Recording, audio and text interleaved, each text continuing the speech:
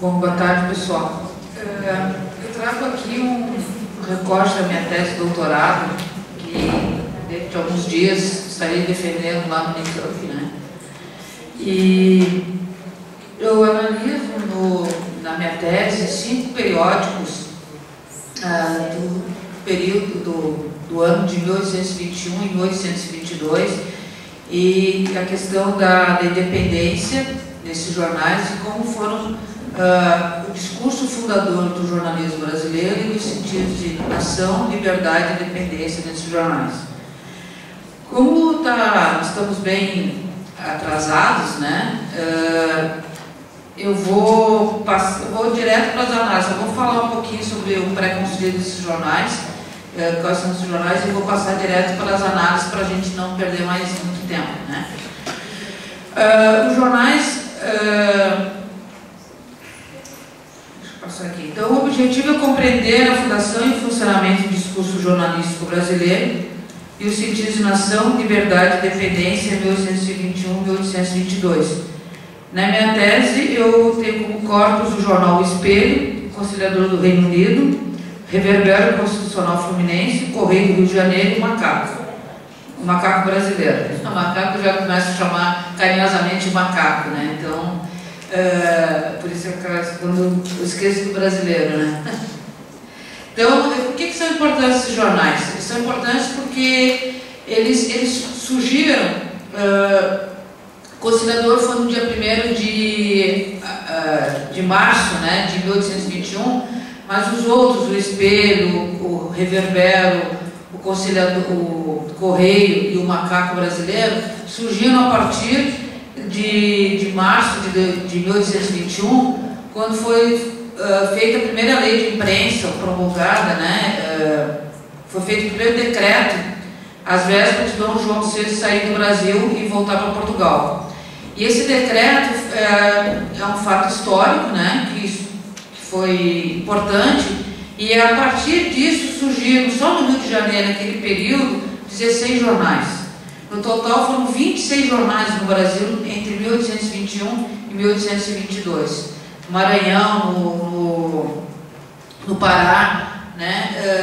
Então, esses jornais, a partir desse decreto, foi que houve uma mudança na imprensa que já estava começando a circular no Brasil, né? Eu vou passar aqui rapidamente. Então, de 1808 a 1811, só 3 jornais circularam no Brasil. A Gazeta do Rio de Janeiro, Correio Brasiliense, e em 1811 foi o diário A Idade do Ouro do Brasil no Maranhão. Eu vou direto para as análises aqui. Então, enquanto que eu passo aqui, eu falo o Correio do Rio de Janeiro, que é o que eu vou analisar hoje aqui para vocês. Por que ele se tornou importante?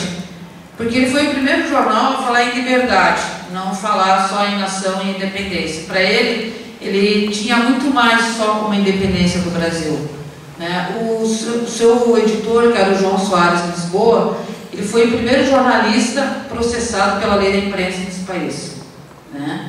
E ele era o que cobrava mais do Dom Pedro uma posição apontando para a República. Ele dizia assim: não adianta ter procuradores e não adianta ter um príncipe regente, ele tem que fazer o que o povo quer, né? Então, a partir disso, ele começou a provocar tanto que ele acabou sendo processado. Ele não foi a julgamento e foi absolvido, né?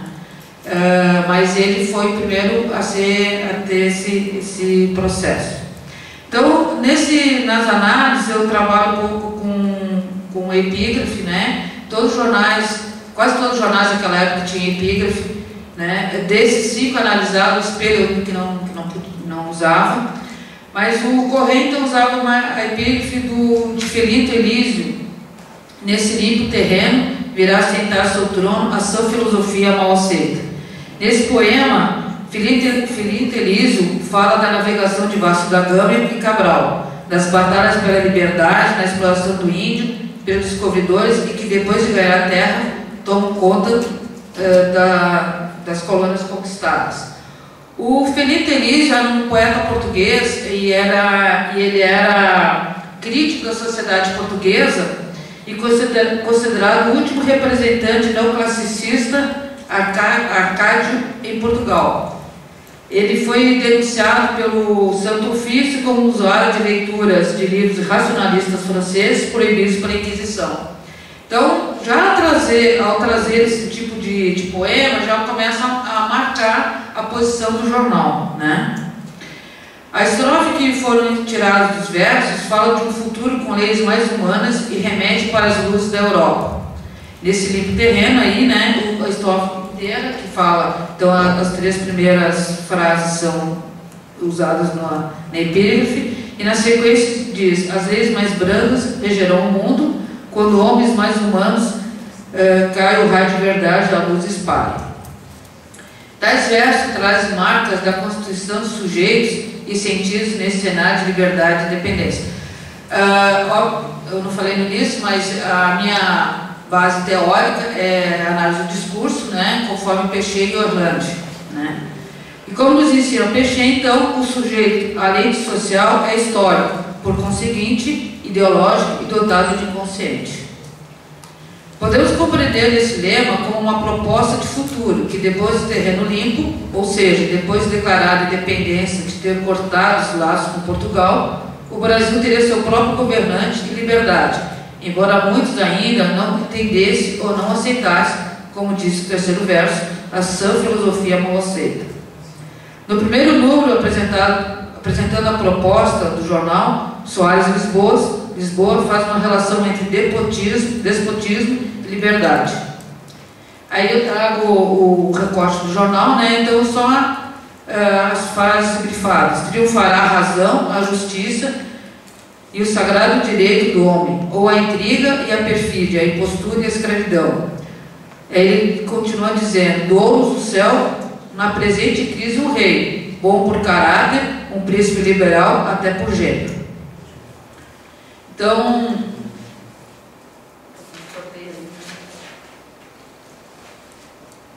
bom, na sequência, em 26 de fevereiro de 1821, teve uma revolução, teve uma revolta na praça no Rio de Janeiro, e que houve na Praça do Comércio, houve muito... Dom Pedro mandou as tropas baterem, né? Atirarem contra a população. Um ano depois dessa manifestação, que ficou super marcada na história do Brasil,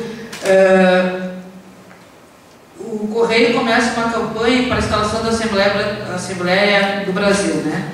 No artigo publicado na edição de 22 de abril de 1822, Soares Lisboa cunhou uma frase que foi muitas vezes repetida: representemos o nosso regente e queremos porque queremos e precisamos, já, cortes. Então ele fica faz uma campanha muito mais ferrenha a favor da emancipação de Portugal, né? Desse modo, entendemos que para o Correio a liberdade está relacionada à ação do Estado, através do Legislativo que representava o poder brasileiro. O redator publicou em 27 de junho uma carta que havia enviada em segredo a Dom Pedro, questionando a instalação da Constituinte no Brasil. Nela, o periódico reforça a vontade de ter o Brasil leis próprias e emancipação política de Portugal. Então, aqui na carta ele diz: senhor, falemos claro, ou Vossa Alteza Real quer representação nacional no Brasil ou não quer. No primeiro caso, Vossa Alteza Real conta com um defensor denotado dos seus direitos. No segundo, não posso servir a Vossa Alteza Real e atrevo-me a afirmar que perde o Brasil para sempre. Nunca, Vossa Alteza Real, verá escrito meu de servilismo. Deixei de ser vassalo, não voltarei à escravidão. Se os portugueses me deixarem avassalar, deixarei de ser português e buscarei em terras estranhas a augusta liberdade. Um dado importante que Soares Lisboa não era brasileiro, ele era Portugal, e quando ele começou a fazer o Correio, ele morava já há 20 e poucos anos aqui, ele era comerciante e passou a ser jornalista na época, né? Trabalhava com isso. Então não se pode deixar de notar novamente o movimento intenso entre ser do Brasil e ser português. Nessa mesma edição, o jornal publica uma nota de rodapé que ressalta os sentidos de liberdade como o direito de poder dizer: e se o governante não aceita, ele não pode governar o Brasil. Ou seja, para o periódico, o Estado deve estar alinhado aos desejos do cidadão e não aos interesses da monarquia. Aí vem a nota. Se todos falassem aos príncipes essa linguagem, expondo assim seus sentimentos como dignidade do homem, nem os príncipes seriam enganados, nem os povos oprimidos. Sabemos fazer a diferença do servilismo ao respeito, e os príncipes que se ofendem com o reconhecimento dos direitos dos súditos não são de qualidade do regente do Brasil, que se lisonjeou de ser o primeiro a reconhecer de modo mais solene tais direitos em decreto memorável em 13 corrente. 13 corrente era 13 de junho, quando o Dom Pedro prometeu a Constituinte, né? Então, as notas de rodapé na perspectiva discursiva, tal como formulado por Orlandi, servem como ponto de fuga do texto e marca do outro, sendo o editor português radicado no Brasil, que fala como se fosse um brasileiro. O fato de estar essa fala em nota de rodapé se torna importante porque trabalha o tempo todo com a contradição de legitimar e ser legitimado. É por essas marcas que podemos afirmar que o periódico assume uma posição de dizer que enaltece a cidadania e não apenas o regime político. Fala de diferença entre defender o interesse de um Estado e defender os direitos do seu cidadão. Para o Correio, ser livre é ter direito de se expressar e de ter liberdade de opinião. O soberano Congresso não tem e não pode ter poderes absolutos e obra com despotismo quando excede os limites das autoridades que lhe foi delegado. Pois mais adiante, os direitos dos cidadãos são liberdade individual, liberdade religiosa e liberdade de opinião, na qual se compreende a de publicá-la, o gozo da propriedade e a garantia contra a arbitrariedade.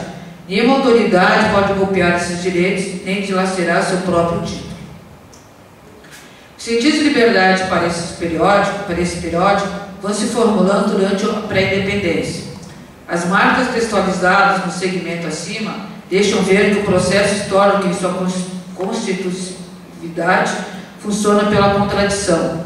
Desta forma é que podemos pensar na historicidade dos acontecimentos discursivos.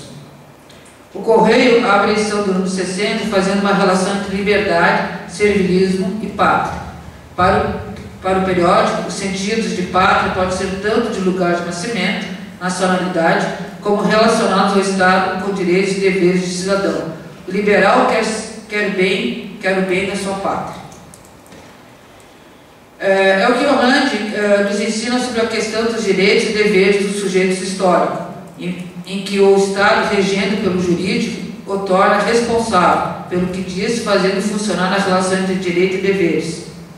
Aí uma citação: ele se apresenta assim como uma liberdade sem limite, democracia e uma submissão sem falha. Todo sujeito é igual perante a lei. Essa é a citação da Eni Orlandi. Para esse jornal, o sujeito liberal é aquele que cumpre e respeita as leis e que, ao mesmo tempo, reconhece os direitos, principalmente aqueles relacionados às decisões do Estado. Aí, mais um trecho, né, dos jornais. É o amigo da ordem das leis, que quer que as leis sejam para todos e que todos dependam dela, e que não se dobrem entre poderosos para oprimir o pobre. Já o sujeito servil é aquele sujeito sem vontade própria, que vive na memória de um passado e que jamais questiona a autoridade do governo.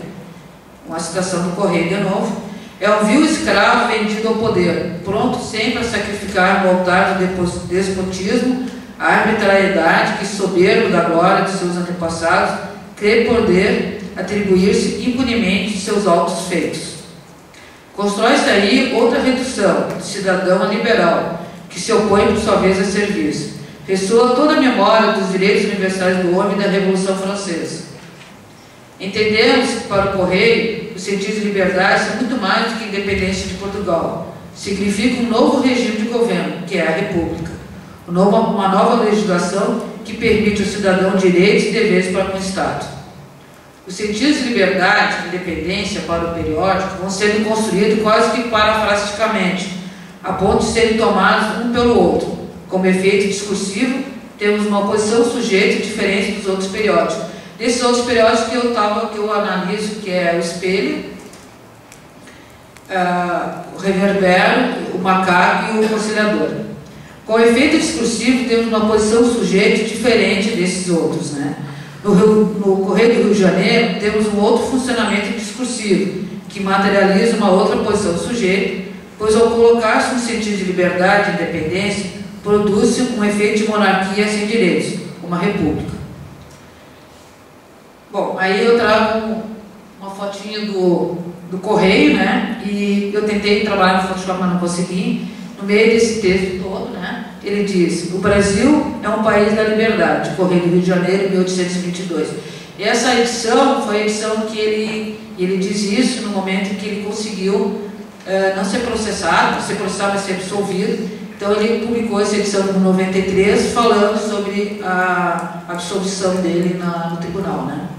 Era isso.